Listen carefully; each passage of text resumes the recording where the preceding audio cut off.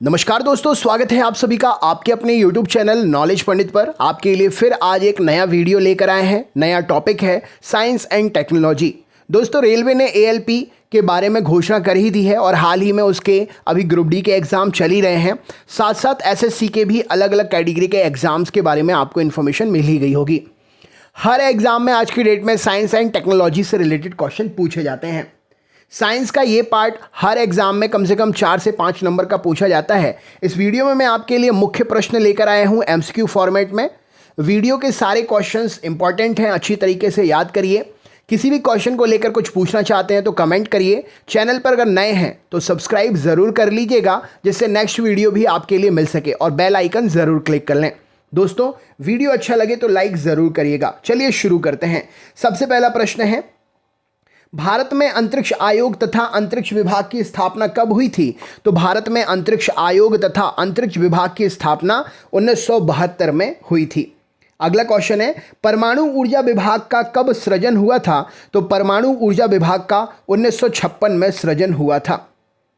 थुम्बा में रॉकेट प्रक्षेपण केंद्र की स्थापना कब हुई थी? तो थुम्बा में रॉकेट प्रक्षेपण केंद्र की स्थापना 1963 में हुई थी। भारतीय अंतरिक्ष कार्यक्रम में ग्रोसैट किस अवधारणा का उद्योतक है, या ग्रोसैट किसे कहते हैं? तो भारतीय अंतरिक्ष कार्यक्रम में ग्रोसैट ग्रामीणों को शिक्षित करने के लिए प्रस्तावित उपग्रह का नाम है। भारतीय में अंतरिक्ष कार्यक्रमों में संबंधित अनुसंधान कार्य मुख्य रूप से कहाँ संपादित किए जाते हैं? तो भारत में अंतरिक्ष कार्यक्रमों से संबंधित अनुसंधान कार्य जो हैं, भौतिक अनुसंधान प्रयोगशाला अहमदाबाद, अंतरिक्ष भौतिकी प्रयोगशाला तिरुवनंतपुरम और भारतीय अंतरिक्ष अनुसंधान संगठन बेंगलुरु, इन सभी में संपादित किए जाते हैं। राष्ट्रीय दूर संवेदी एजेंसी उपग्रह से प्राप्त आंकड़ों का उपयोग कर पृथ्वी के संसाधनों की पहचान, वर्गीकरण और निगरानी का काम कौन करता है? तो ये सारे कार्य हैदराबाद की एजेंसी करती है। इनसैट उपग्रहों के प्रचालन का कार्य कहाँ से संपादित होता है? तो इनसैट उपग्रहों के प्रचालन का कार्य master and control facility Hassan से होता है। भारत का पहला रिमोट सेंसिंग सैटेलाइट कहां से छोड़ा गया था? तो भारत का पहला रिमोट सेंसिंग सैटेलाइट बायकोनूर प्रक्षेपण केंद्र से छोड़ा गया था। क्रायोजेनिक इंजन का प्रयोग किसमें किया जाता है? तो क्रायोजेनिक इंजन का प्रयोग स्पेस शटल में किया जाता है। भारत के इनसैट 1D का प्रक्षेपण कब किया गया था? तो भारत के इनसैट 1D का प्रक्षेपण 12 जून 1990 में किया गया था। इसरो का मुख्य कार्यालय कहाँ पर है? तो इसरो का मुख्य कार्यालय बेंगलुरु में स्थित है। इसरो भारत सरकार के किस विभाग की अनुसंधान शाखा है? तो इसरो भारत के अंतरिक्ष विभाग की अनुसंधान शाखा है। भारतीय अंतरिक्ष अनुसंधान समिति का गठन कब किया गया? तो भारतीय अंतरिक्ष अनुसंधान समिति का गठन 1962 में किया गया। 1962 में गठित भारतीय अंतरिक्ष अनुसंधान समिति का चेयरमैन कौन था? तो 1962 में गठित भारतीय अंतरिक्ष अनुसंधान समिति का चेयरमैन डॉक्टर विक्रम साराभाई थे। इसरो अंतरिक्ष आयोग और अंतरिक्ष विभाग कब अस्तित्व में आया? तो इसरो आयोग, अंतरिक्ष आयोग और अंतरिक्ष विभाग 1969, 1972 राइट आंसर हो जाएगा। अगला क्वेश्चन देखते हैं। तो देखिए, इसरो आया 1969 में, अंतरिक्ष आयोग आया 1972 में और अंतरिक्ष विभाग आया 1972 में। 3 क्वेश्चन 3 आंसर। उन्नत किस्म का रेडियोमीटर VHRR सबसे पहले किस में लगाया गया? तो उन्नत किस्म का रेडियोमीटर VHRR इनसैट IE में सबसे पहले लगाया गया। भारत के स्वदेशी क्रायोजेनिक इंजन का प्रथम सफल परीक्षण कब हुआ? तो भारत के स्वदेशी क्रायोजेनिक इंजन का प्रथम सफल परीक्षण महेंद्रगिरी में 1998 में हुआ। उपग्रह आर्यभट्ट का प्रक्षेपण कहां से कराया गया? तो उपग्रह आर्यभट्ट का प्रक्षेपण सोवियत संघ से कराया गया था। भास्कर 1 उपग्रह का डिजाइन और निर्माण किसने किया? तो भास्कर 1 उपग्रह का डिजाइन और निर्माण इसरो के द्वारा किया गया। रोहिणी RSD-1 का द्रव्यमान कितना था? तो रोहिणी RSD-1 का द्रव्यमान 32 किलोग्राम था। भारत की बहुउद्देशीय उपग्रह श्रृंखला का नाम क्या है? तो भारत की बहुउद्देशीय उपग्रह श्रृंखला का नाम है इनसैट।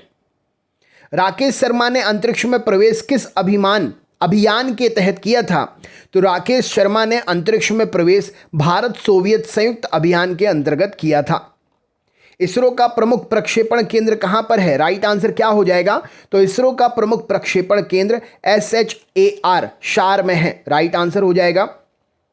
इसरो के प्रक्षेपण यानों तथा उपग्रह परियोजनाओं हेतु टेलीमेट्री नियंत्रण की सुविधा कौन करता है? तो इसरो के प्रक्षेपण यानों तथा उपग्रह की परियोजनाओं हेतु टेलीमेट्री नियंत्रण की सुविधा INTRAC इंट्रैक करता है। विश्व में उपग्रह छोड़ने की क्षमता रखने वाले देशों की संख्या भारत सहित कितनी है? तो विश्व में उपग्रह छोड़ने वाली क्षमता रखने वाले देशों की संख्या भारत को मिलाकर 8 है। PSLV के विकास का उद्देश्य क्या है? तो PSLV के विकास का मुख्य उद्देश्य है 2500 किलोग्राम द्रव्यमान वाले उपग्रह की भूतुल्यकालिक अंतरण कक्षा में स्थापना करवाना। भारत के पहले उपग्रह का नाम क्या है? तो भारत का पहला उपग्रह आर्यभट्ट है। SITE साइट कार्यक्रम चलाने के लिए किस देश के उपग्रह की सहायता ली गई थी? तो SIT साइट कार्यक्रम चलाने के लिए अमेरिका के उपग्रह की सहायता ली गई थी। इनसैट 1B कब तक क्रियाशील रहा था? तो इनसैट 1B 1983 से 1990 तक क्रियाशील रहा था। देश में निर्मित पहला बहुउद्देशीय उपग्रह कौन सा था? तो इनसैट 2A देश में निर्मित पहला बहुउद्देशीय उपग्रह था। कल्पना चावला किस अंतरिक्ष शटल से अंतरिक्ष में गई थी? तो कल्पना चावला कोलंबिया नामक अंतरिक्ष शटल से अंतरिक्ष में गई थी। टेलीफोनों या STD कॉलों की सुविधा किस ग्रह की सहायता से उपलब्ध कराई गई? तो टेलीफोन या STD कॉल की सुविधा इनसैट 2B की सहायता से उपलब्ध कराई गई। मध्य एशिया, दक्षिणी एशिया, पश्चिमी एशिया में दूरदर्शन का सीधा प्रसारण किसके द्वारा संभव हुआ? तो मध्य एशिया, दक्षिणी एशिया, पश्चिमी एशिया में दूरदर्शन का सीधा प्रसारण इनसैट 2C के द्वारा संभव हुआ। साइट कार्यक्रम किससे संबंधित है? तो साइट कार्यक्रम जन शिक्षा से संबंधित है। भारत का सर्वप्रथम स्वदेशी भूस्थैतिक उपग्रह कौन सा है? तो भारत का सर्वप्रथम स्वदेशी भूस्थैतिक उपग्रह एप्पल है। इनसैट कार्यक्रम किसका उद्यम है? तो इनसैट कार्यक्रम के थ्रू अंतरिक्ष विभाग, दूरसंचार विभाग और दूरदर्शन का काम किया जाता है, इनसे संबंधित है। इनसैट प्रणाली की निगरानी का दायित्व किस पर है? तो इनसैट प्रणाली की निगरानी का दायित्व अंतरिक्ष विभाग पर है। इनसैट की प्रथम श्रृंखला में किन उपग्रहों ने ठोस काम किए? तो इनसैट की प्रथम श्रृंखला में इनसैट 1B और 1D या ID ने ठोस काम किए। दक्षिण एशियाई संचार उपग्रह GSAT-9 का सफल प्रक्षेपण किस रॉकेट के द्वारा किया गया? तो दक्षिण एशियाई संचार उपग्रह GSAT-9 का सफल प्रक्षेपण GSLV F9 के द्वारा रॉकेट के द्वारा किया गया। नेक्स्ट क्वेश्चन, संवर्धित उपग्रह प्रक्षेपण यान ASLV के यान कितने द्रव्यमान के उपग्रह को निम्न भूकक्षा में पहुंचा सकते हैं? तो ASLV के यान जो होते हैं 100 किलोग्राम से लेकर 150 किलोग्राम वजन वाले द्रव्यमान के उपग्रहों को भूकक्षाओं तक पहुंचा सकते हैं। भारत सुदूर संवेदी उपग्रह प्रणाली विकसित करने वाला कौन से नंबर का देश है? तो भारत सुदूर संवेदी उपग्रह प्रणाली विकसित करने वाला 5वें नंबर का देश है।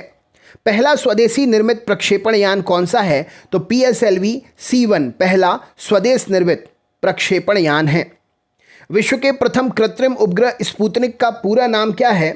तो स्कुतु नेवी स्पुतनिक का पूरा नाम है। राइट आंसर हो जाएगा। श्रीहरिकोटा अंतरिक्ष प्रक्षेपण केंद्र से प्रक्षेपित पहला रॉकेट कौन सा था? तो श्रीहरिकोटा अंतरिक्ष प्रक्षेपण केंद्र से प्रक्षेपित पहला रॉकेट रोहिणी 125 था। इसरो ने 2019 में शुरू किया अपना पहला सोलर मिशन का नाम क्या रखा था? तो इसरो ने 2019 में शुरू किया अपना पहला सोलर मिशन आदित्य L1 नाम रखा था। परमाणु ऊर्जा अधिनियम कब बना? तो सन 1948 में परमाणु ऊर्जा अधिनियम बनाया गया। विश्व में उपग्रह छोड़ने की क्षमता रखने वाले देशों में भारत की स्थिति कौन से नंबर पर है? तो विश्व में उपग्रह छोड़ने वाले देशों की संख्या में भारत पहले नंबर पर है।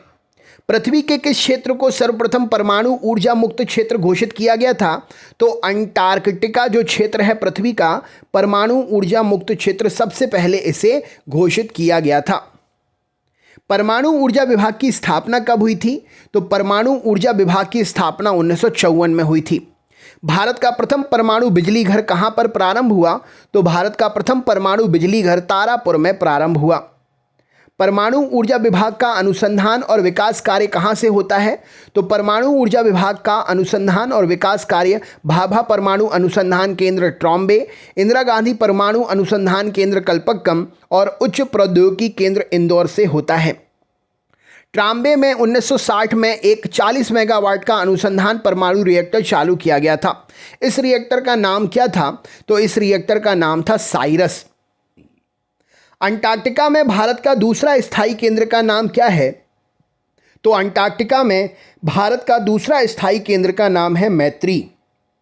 राष्ट्रीय केंद्र परिवर्तनीय ऊर्जा साइक्लोट्रॉन केंद्र कहाँ स्थित है? तो राष्ट्रीय केंद्र परिवर्तनीय ऊर्जा साइक्लोट्रॉन केंद्र जो है कोलकाता में स्थित है। भारत का अंटार्कटिका अध्ययन केंद्र कहाँ पर है? तो भारत का अंटार्कटिका अध्ययन केंद्र गोवा में स्थित है। International physician for prevention of nuclear war संस्था के संस्थापक कौन हैं? तो international physician for prevention of nuclear war संस्था के संस्थापक डॉक्टर मेओ चाजोव, डॉक्टर बर्नार्डे लोअन हैं। अंटार्कटिका में भारत का तीसरा कौन सा शोध संस्थान स्थापित किया गया? तो अंटार्कटिका में भारत का तीसरा भारती नाम से शोध संस्थान स्थापित हुआ। वर्तमान में अंटार्कटिका में कितने देशों के शोध केंद्र हैं? तो वर्तमान में अंटार्कटिका में 30 देशों के शोध केंद्र हैं। कनाडा के सहयोग से कौन सा परमाणु बिजली घर बना? तो रावत भाटा कनाडा के सहयोग से बना बिजली घर है। भारतीय नाभिकीय ऊर्जा निगम की स्थापना कब हुई? तो भारतीय नाभिकीय ऊर्जा निगम की स्थापना 1987 में हुई। तारापुर परमाणु बिजली घर से किन राज्यों को बिजली प्राप्त होती है?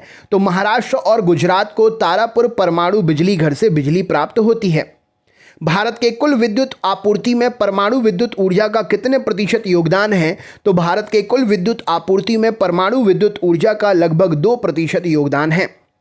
कर्नाटक में किस स्थान पर परमाणु बिजली घर है? तो कर्नाटक में कैगा नाम के स्थान पर परमाणु बिजली घर है।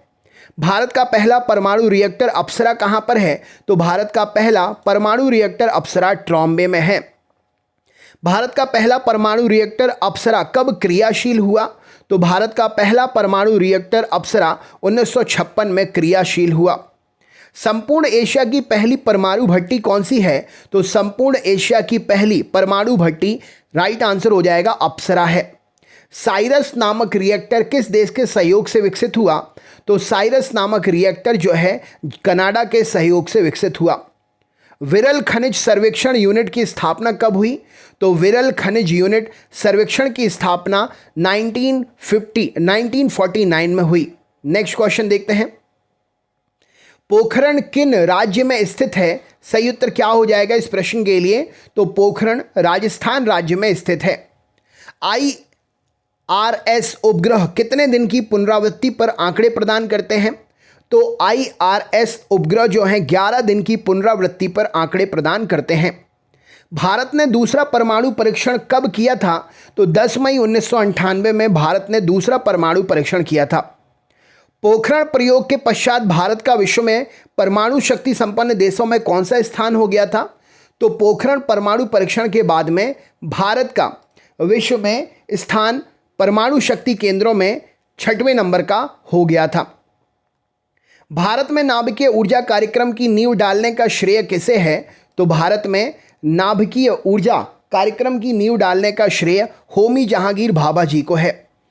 कौन सी संस्था परमाणु ऊर्जा विभाग में अधीन है? तो प्रगत औद्योगिक केंद्र इंदौर में जो है परमाणु ऊर्जा विभाग के अधीन है। भाभा परमाणु अनुसंधान केंद्र कहाँ पर है? राइट आंसर क्या हो जाएगा? तो भाभा परमाणु अनुसंधान केंद्र ट्रॉम्बे में है। कल्पक्कम में कौन सी संस्था कार्यरत है? सही उत्तर क्या हो जाएगा? तो कल्पक्कम में इंदिरा गांधी परमाणु अनुसंधान केंद्र कार्यरत है। थोरियम यूरेनियम 233 चक्र पर आधारित रिएक्टर कहाँ पर है? कौन सा है? तो थोरियम यूरेनियम 233 चक्र पर आधारित रिएक्टर कामिनी है। देश का पहला परमाणु बिजली घर क्रियाशील कहाँ पर हुआ? तो देश का पहला परमाणु बिजली घर क्रियाशील हुआ तारापुर में। किस परमाणु बिजली घर के लिए ईंधन की आपूर्ति अमेरिका द्वारा की जाती है? तो तारापुर में जो भी ईंधन यूज होता है वो परमाणु बिजली घर के लिए ईंधन अमेरिका के द्वारा दिया जाता है।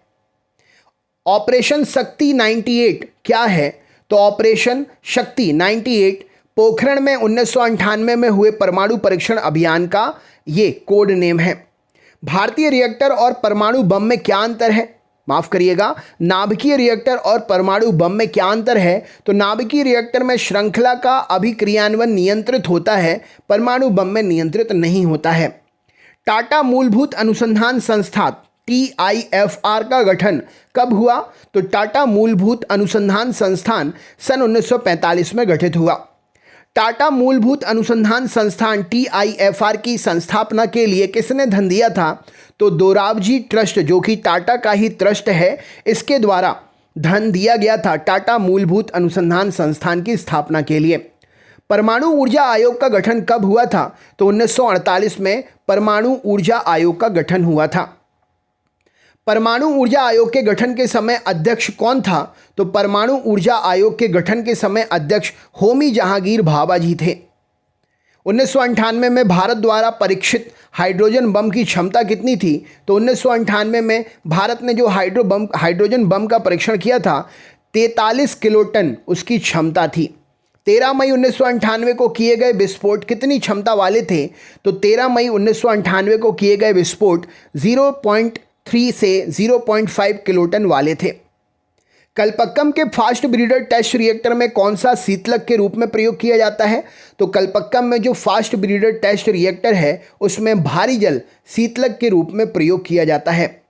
उत्तर प्रदेश में 2 परमाणु ऊर्जा इकाई कहाँ पर है? तो नरोरा नाम के स्थान पर 2 परमाणु ऊर्जा इकाई उत्तर प्रदेश में स्थित है। CTBT का सीधा संबंध किस विषय से है? तो परमाणु शस्त्र के परीक्षण निषेध संबंधी समझौते से CTBT संबंधित है। तो दोस्तों, ये थे साइंस एंड टेक्नोलॉजी के इंपॉर्टेंट क्वेश्चन। किसी क्वेश्चन को लेकर आप कुछ पूछना चाहते हैं, कुछ बताना चाहते हैं, या नेक्स्ट टॉपिक पर जो वीडियो चाहते हैं किस सब्जेक्ट से रिलेटेड, तो आप ये भी हमें कमेंट में शेयर कर सकते हैं। वीडियो को अपने ग्रुप में ज़्यादा से ज़्यादा ज़रूर शेयर करिएगा और अच्छा लगा हो तो लाइक ज़रूर करिएगा। धन्यवाद।